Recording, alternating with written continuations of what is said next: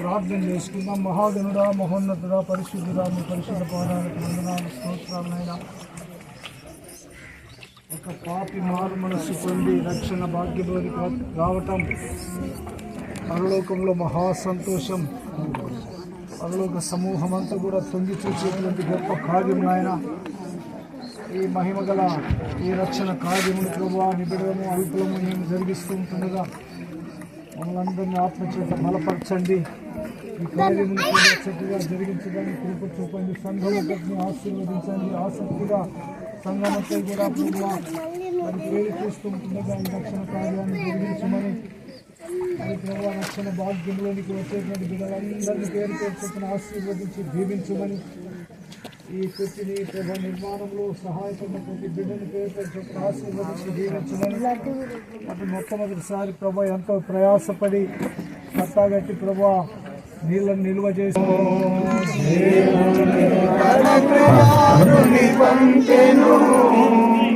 మన శరీరము దాచెను ఆ ప్రభువు మన పాపములకు దూరుడే.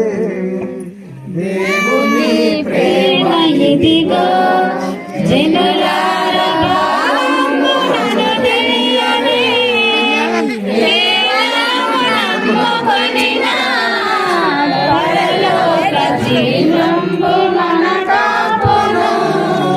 మీ పేరు చేట్ల రాజారత్నం గారు. ప్రభువు రక్షణ భాగ్యంలోనికి నీవు వస్తున్నావా లేదా? మరి అనేక శ్రమలు, ఇరుకులు, ఇబ్బందులు, కష్టములు ఎదురైన ప్రభు కొరకు సాక్షిగా నిలబడతావా?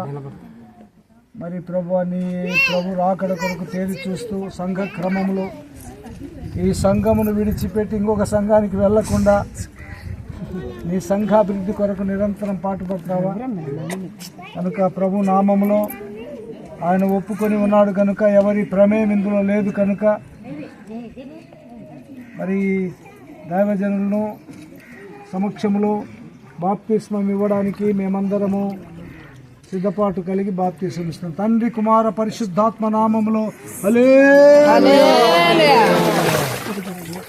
స్తోత్రం చెల్లింతుము, స్తుతి స్తోత్రం చెల్లింతుము, యేసునాథుని పేరును తలంచి స్తోత్రం చెల్లింతుము, స్తుతి స్తోత్రం చెల్లింతుము. చూసి రంగాపురము నీ దాసుని ద్వారా ఈ స్థలంలో జరుగుతున్న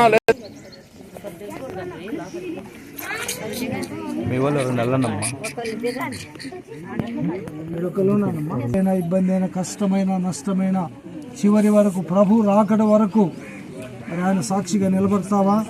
మరి ఈ సంఘ